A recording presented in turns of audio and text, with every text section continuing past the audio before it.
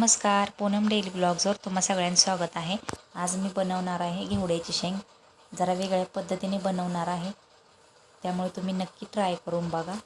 खूप टेस्टी लागते, खूप भारी लागते. आणि चॅनेलवरती नवीन असाल तर चॅनेलला सबस्क्राईब करायला विसरू नका. लाईक करा आणि व्हिडिओ शेअर पण करा. त्यासाठी बघा मी इथे अर्धा किलो घेवड्याची शेंग नीट करून घेतलेली आहे. हे बघा, त्याची केसर पण बारीक बारीक केसरासारखं असते, काढून स्वच्छ धुवून घेतले. आणि त्यासाठी इथे 7-8 मिरच्या, एक गड्डा लसणाचा, जिरं बारीक करून घेतलेलं आहे. एवढं साहित्य घेतले, बाकी काय जास्त घेतलेलं नाही. तेव्हा कढई घेतली. कढई थोडीशी गरम झाली की त्यामध्ये 2 ते 3 चमचे तेल टाकले. तेल गरम झाल्यानंतर 1 चमचा मोहरी, थोडेसे जिरे टाकायचे आहेत. मोहरी चांगली भाजली की त्यामध्ये कढीपत्ता आणि आपण जो मिरचा बारीक करून घेतलेला होता ते तेलामध्ये चांगला भाजून घ्यायचा आहे. मिडियम गॅसवरती बघा आहे. मिरच्या चांगल्या भाजून घ्यायच्या आहेत. ग्रेव्ही छान थोडीशी लालसर होईपर्यंत चांगली भाजून घ्यायची. याच्यामध्ये मी 1 चमचा हळद टाकलेली आहे.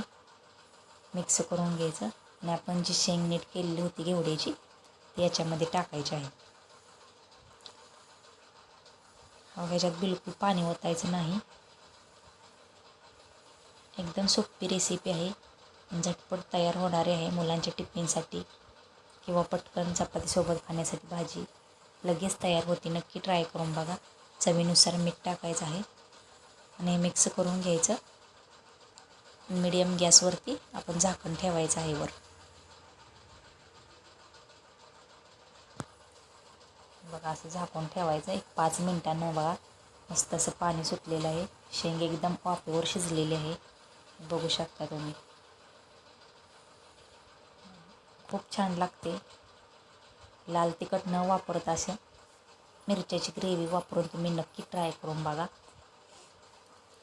बघा, छान शेंग आपली शिजलेली आहे. आणि याच्यात मी आता 1 चमचा शेंगदाण्याचं कूट टाकणार आहे. तुमच्या आवडीनुसार तुम्हाला आवडत असेल तर टाकू शकता, नाही तर नाही टाकलं तरी चालेल. मिक्स करून घ्यायचं आणि गॅस बंद करायचा आहे. बघा, छान झालेले चपातीसोबत एवढी छान लागते. नक्की ट्राय करा आणि लाईक करा, शेअर करा आणि कमेंट करून सांगा कशी वाटली रेसिपी. धन्यवाद.